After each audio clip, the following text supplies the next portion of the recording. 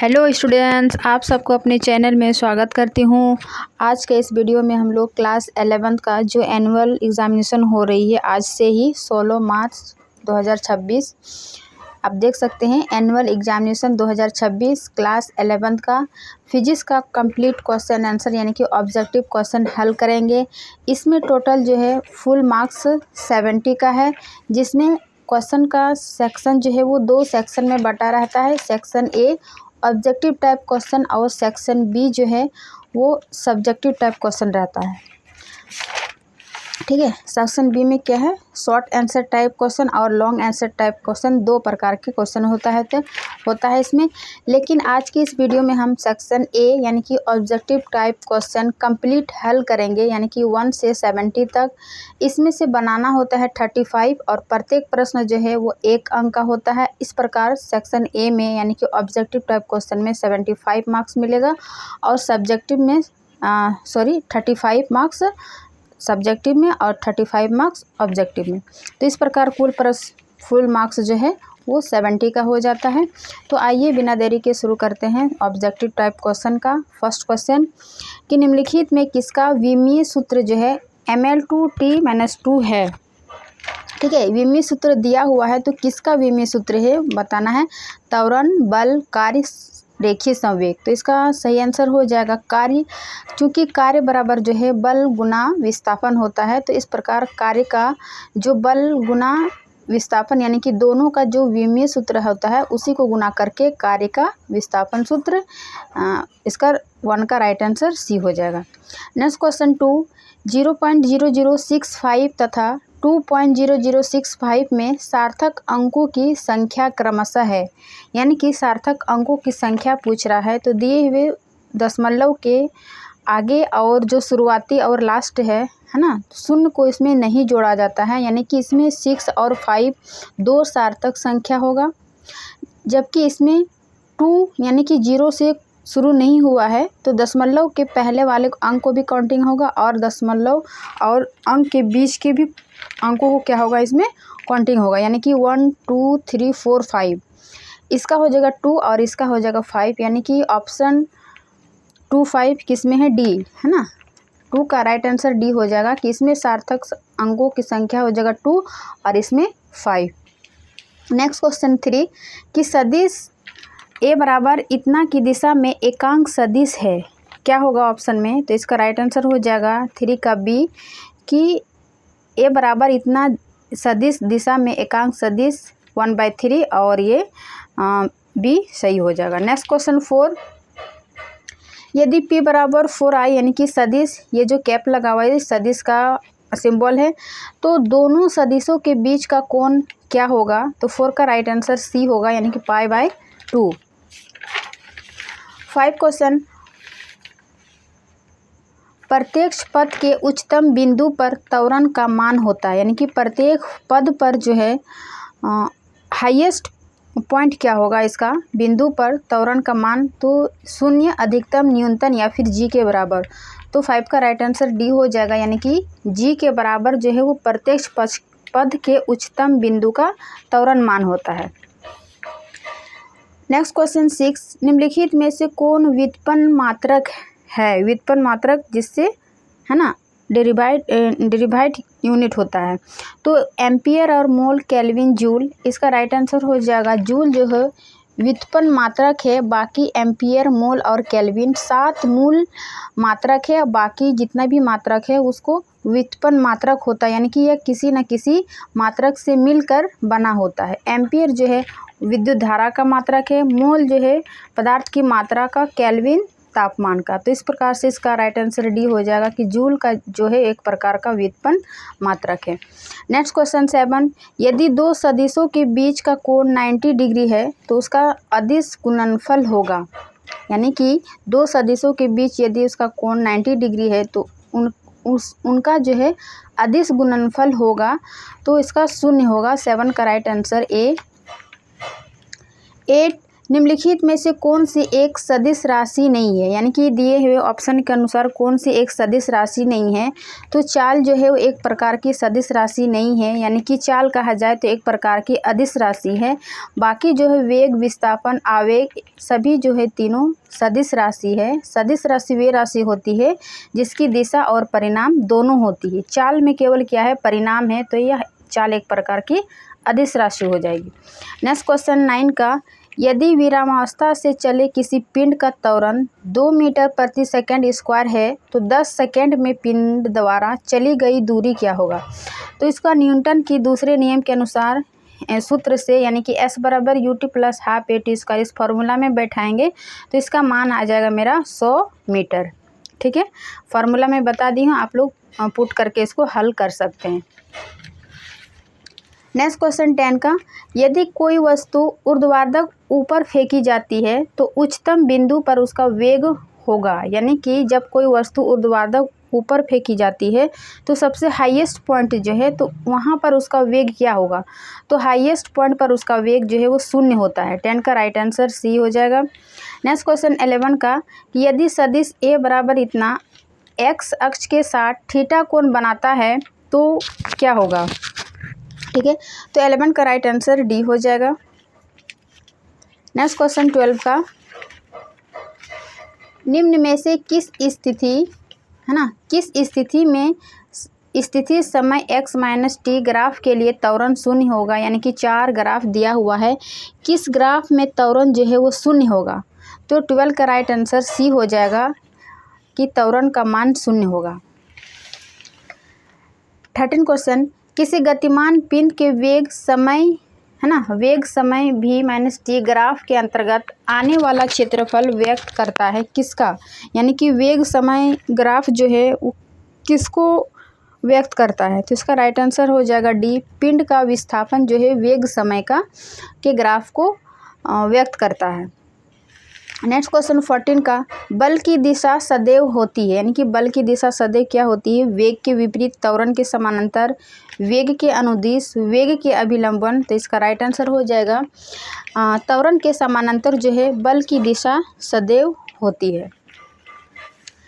Next question 15 का, यदि एक समान वृत्तीय गति करते किसी पिंड की चाल दोगुनी कर दी जाए तो समान त्रिज्या के वृत्तीय पथ पर पिंड पर लगने वाला अभिकेंद्र बल क्या होगा, यानी कि F बराबर जिसका मान निकालते हैं गुरुत्व त्वरण। तो यदि पिंड की चाल को दोगुनी कर दी जाए तो उस पर त्रिज्या जो है अभिकेंद्र बल पर क्या प्रभाव पड़ेगा, है ना। तो जब दोगुनी कर दी जाती है तो उसकी अभिकेंद्र बल जो है वो चौगुना हो जाता है। 15 का राइट आंसर बी हो जाएगा। नेक्स्ट क्वेश्चन 60, एक वस्तु नत समतल पर ठीक संतुलन में है, यदि घर्षण गुणांक म्यू हो तो नत समतल का क्षैतिज के साथ अधिकतम झुकाव कोण क्या होगा। तो 16 का राइट आंसर डी हो जाएगा। 17, कोई पिंड जो विरामावस्था में है अचर त्वरण से एक विमीय गति करता है, इसको किसी समय टी पर दी गई शक्ति अनुक्रमानुपाती है, किसके अनुक्रमानुपाती होगा। तो इसका राइट आंसर हो जाएगा 17 का बी, टी के अनुक्रमानुपाती है। नेक्स्ट क्वेश्चन 18 का, K1 व K2 स्प्रिंग नियतांक वाली दो स्प्रिंगों A व B को समान लंबाई तक खींचा जाता है, उनमें संचित स्थितिज ऊर्जाओं का अनुपात UA बाय है ना UB होगा, क्या होगा। तो 18 का राइट आंसर हो जाएगा D, K1 bye K2। Next question 19, निम्न में से कौन सा संरक्षी बल नहीं है ना, संरक्षी बल कौन सा नहीं है। तो इसका राइट आंसर हो जाएगा घर्षण बल जो है वो एक प्रकार के संरक्षी बल नहीं है। बाकी ऑप्शन में स्थिर विद्युत बल, कमानी बल, गुरुत्वीय बल जो है वो संरक्षी बल है। नेक्स्ट क्वेश्चन 20, 2 किलोग्राम पिंड की गतिज ऊर्जा 36 जूल है, तो किलोमीटर प्रति सेकंड में इसका संवेग क्या होगा। तो इसका राइट आंसर हो जाएगा, जब संवेग बराबर इसका मान निकालते हैं तो इसका 20 का बी, 12 राइट आंसर हो जाएगा। 21, किलोवाट घंटा मात्रक है, यानी कि किलोवाट घंटा किसका मात्रक है, शक्ति, संवेग, ऊर्जा, विद्युत धारा। तो इसका राइट आंसर हो जाएगा ऊर्जा जो है, ऊर्जा का सही मात्रक किलोवाट घंटा है, यानी कि इसको एक यूनिट बराबर के एक यूनिट कह सकते हैं, किलोवाट घंटा बराबर ऊर्जा बराबर पावर गुनी समय होता है ना। तो इस प्रकार से इसको किलोवाट घंटा इसका मात्रक लिखते हैं। 22 यदि एक समरूप छड़ की लंबाई L है तो इसका द्रव्यमान केंद्र स्थित होगा। इसका द्रव्यमान केंद्र स्थित कहाँ होगा? 22 का राइट आंसर ए हो जाएगा, L/2 पर। 23 द्रव्यमान m तथा त्रिज्या r वाली किसी वृत्ताकार डिस्क यानी चकती का इसके व्यास के परिता जड़त्व आघूर्ण होता है। क्या होता है? 23 का राइट आंसर बी हो जाएगा, mr²/4। नेक्स्ट क्वेश्चन 24 यदि किसी पिंड का गुरुत्व केंद्र उसके द्रव्यमान केंद्र के संपाती है तो पिंड के विभिन्न भागों पर लगने वाला गुरुत्व क्षेत्र होता है। लगने वाला गुरुत्व क्षेत्र क्या होता है? तो इसका राइट आंसर हो जाएगा बराबर ना, 24 का राइट आंसर बी। 25 किसी पिंड का किसी अन्य पिंड के गुरुत्वीय प्रभाव के अंतर्गत गति का अध्ययन करते समय निम्नलिखित में से कौन सी राशि संरक्षित नहीं रहती है? ठीक है, कौन सी राशि संरक्षित नहीं रहती है? तो इसका राइट आंसर हो जाएगा रेखीय संवेग जो है संरक्षित नहीं रहती है। 26 यदि किसी पिंड का द्रव्यमान m है तथा किसी अक्ष के परिता यानी कि चारों ओर जड़त्व आघूर्ण I है, तब उस अक्ष के परिता घूर्णन त्रिज्या क्या हो जाएगा? तो 26 का राइट आंसर सी हो जाएगा। नेक्स्ट क्वेश्चन 27 पृथ्वी के निकट परिक्रमा कर रहे किसी उपग्रह के कक्षीय वेग 0 तथा पृथ्वी तल से किसी पिंड के पलायन वेग e में संबंध क्या है ना। कक्षीय वेग और पलायन वेग में क्या संबंध है? तो इसका राइट आंसर हो जाएगा ए, यानी कि पलायन वेग बराबर √2 कक्षीय वेग। 28 सार्वधिक गुरुत्वाकर्षण नियतांक यानी जी का विमीय सूत्र क्या होता है? तो इसका राइट आंसर हो जाएगा सी, जो है सार्वधिक नियतांक जी का विमीय सूत्र है। 29 केंद्रीय बल के अधीन किसी कण की गति सदैव एक समतल में सीमित रहती है, यह एक परिणाम है। किसका परिणाम है? 29 का। तो 29 का राइट आंसर बी हो जाएगा कि कोणीय संवेग संरक्षण जो है इसका एक परिणाम है। नेक्स्ट क्वेश्चन 30 का एक कण बल यानी कि F बराबर ax के प्रभाव में x बराबर 0 से x बराबर d तक गति करता है। इस प्रक्रिया में किया गया कार्य जो है कार्य है क्या हो जाएगा? तो इसका 30 का राइट आंसर सी हो जाएगा। 31 अचर संवेग P के लिए गतिज ऊर्जा E तथा द्रव्यमान M के बीच सही रेखाचित्र होगा। क्या होगा इनके बीच सही रेखाचित्र? 31 का राइट आंसर ए हो जाएगा। 32 दो कृत्रिम उपग्रह A तथा B एक ग्रह के चारों ओर क्रमशः 9r तथा r त्रिज्याओं की वृत्तीय कक्षाओं में चक्कर लगा रहे हैं। यदि A की चाल 2a है तो B की चाल क्या होगी? तो इसका 32 का राइट आंसर हो जाएगा 6 है ना, 6b। नेक्स्ट क्वेश्चन 33 यंग प्रत्यास्था गुणांक की इकाई क्या है? तो यंग प्रत्यास्था गुणांक की इकाई क्या हो जाएगा? A यानी कि न्यूटन प्रति मीटर स्क्वायर। नेक्स्ट क्वेश्चन 34 आयतन प्रत्यास्था गुणांक के व्युत्क्रम को कहते हैं। आयतन प्रत्यास्था गुणांक के व्युत्क्रम को क्या कहते हैं? इसका राइट आंसर हो जाएगा संपीड़ितता है ना, कंप्रेसिबिलिटी। 34 का राइट आंसर भी। 35 किसी पूर्ण दृढ़ पिंड का यंग प्रत्यास्था गुणांक होता है। तो किसी पूर्ण दृढ़ पिंड का यंग प्रत्यास्था गुणांक क्या होता है? तो इसका राइट आंसर हो जाएगा अनंत है ना, 35 का सी। 36 एक कण 6 सेकेंड के आवर्तकाल तथा 3 सेंटीमीटर के आयाम के साथ सरल आवर्त गति करता है, तो सेंटीमीटर प्रति सेकेंड में इसकी महत्तम चाल क्या होगी यानी कि मैक्सिमम स्पीड क्या होगी? तो इसका 36 का राइट आंसर पाई होगा है ना। 37 सयांता गुणांक की विमा है। कि अधिकतर ऑब्जेक्टिव में क्या विमाएं पूछी जा रही है, तो सयांता गुणांक की विमा क्या है? राइट आंसर हो जाएगा डी का सयांता गुणांक की विमा हो जाएगा। 38 साबुन के दो बुलबुले की त्रिज्याएं 2:1 के अनुपात में है, उनके भीतर दाब अधिक का अनुपात है। तो इनके भीतर के अधिक अनुपात क्या हो जाएगा, 1:2, है ना, जस्ट इसका उल्टा हो जाएगा। 38 का राइट आंसर डी। 39, यदि किसी छोटे गोलीय पिंड की त्रिज्या दोगुनी कर दी जाए तो सीमांत वेग का मान हो जाएगा। तो इसका सीमांत वेग का मान हो जाएगा यदि किसी त्रिज्या को दोगुनी कर दी जाए, ठीक है ना, इसका आंसर तो 4 गुनी हो जाएगी। 39 का राइट आंसर बी। 40, तानित तार में प्रत्यास्थ स्थितिक ऊर्जा होती है, तो क्या होती है, इसका राइट आंसर हो जाएगा सी, हाफ गुनी प्रतिबल गुनी विकृति गुनी तार का आयतन।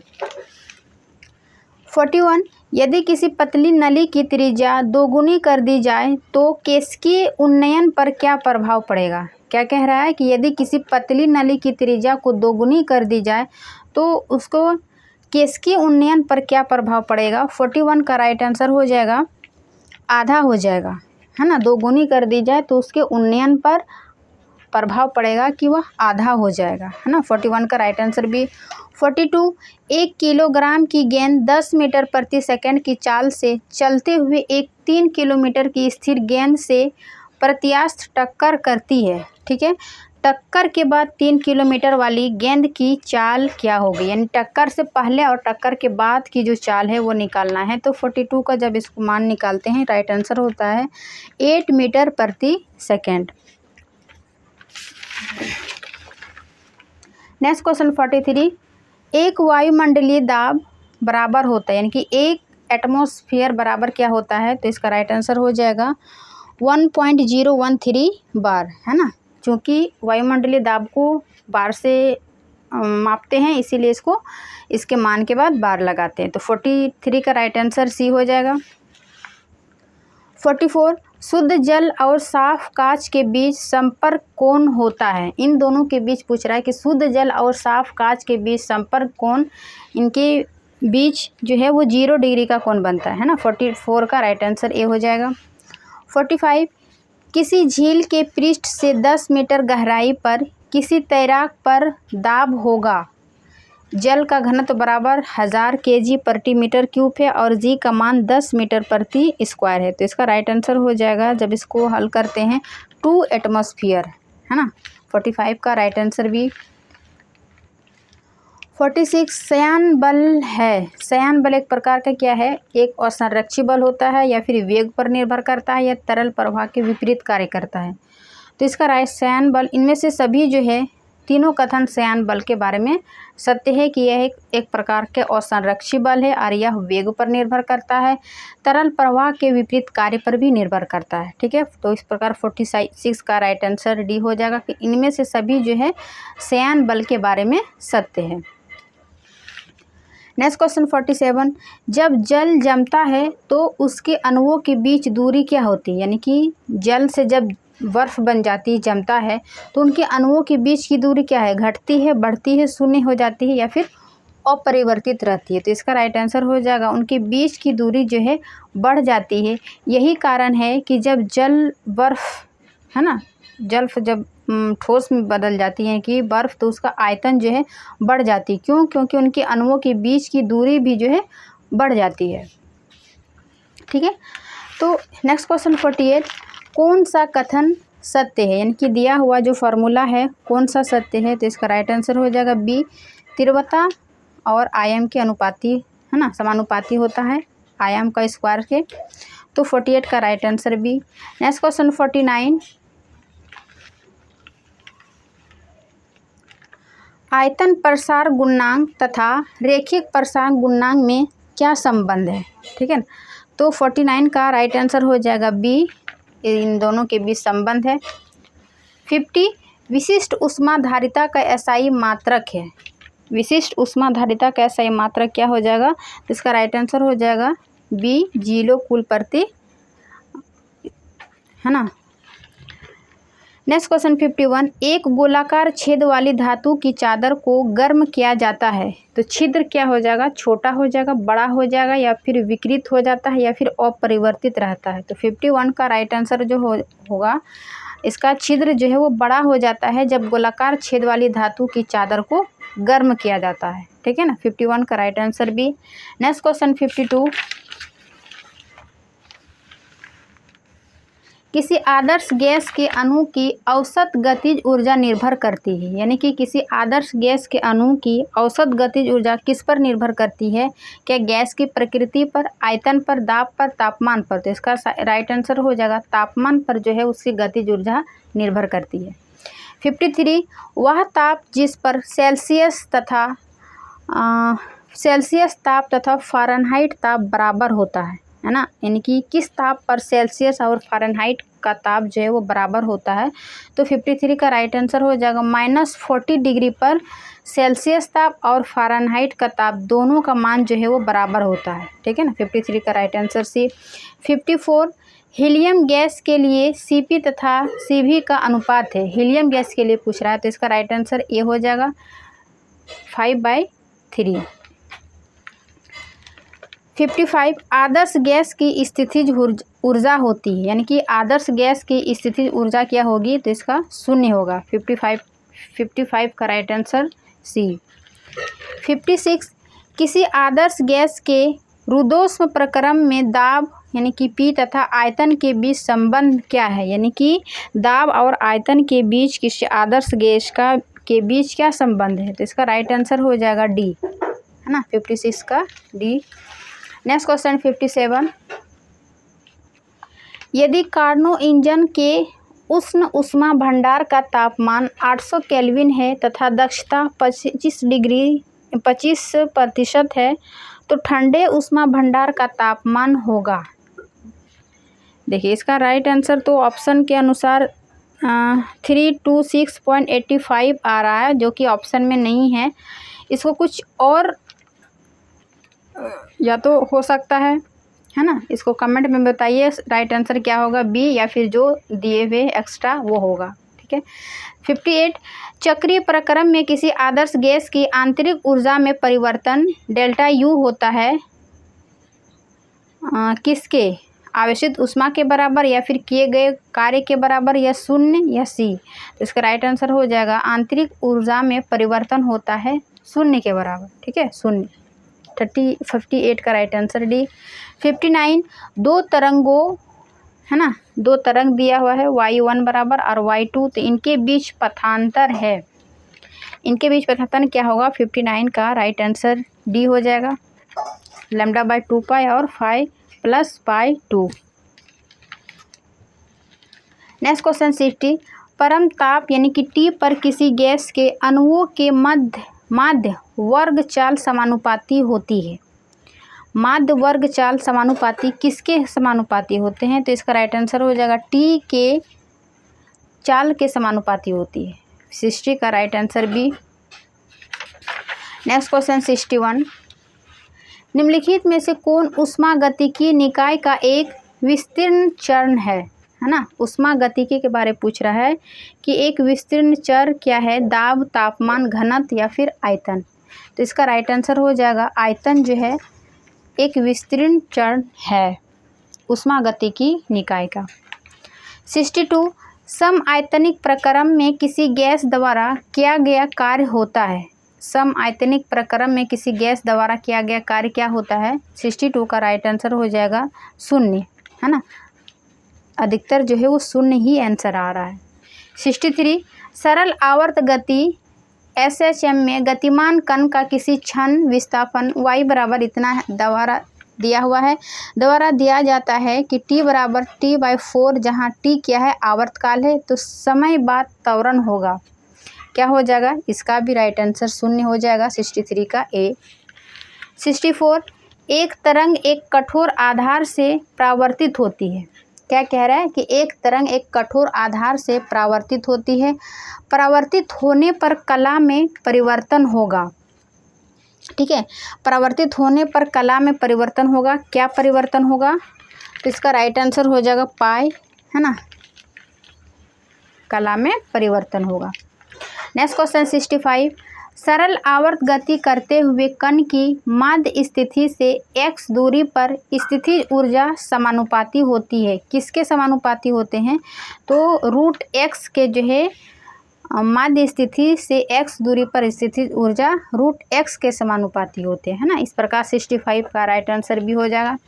66 अनुनाद की दशा में दोलनों का आयाम, क्या कह रहा है कि अनुनाद की दशा में दोलनों का आयाम क्या होगा? शून्य होता है, न्यूनतम होता है या फिर अधिकतम होता है? तो इसका राइट आंसर हो जाएगा अधिकतम होता है अनुनाद की दशा में दोलन का आयाम, दोलनों का आयाम।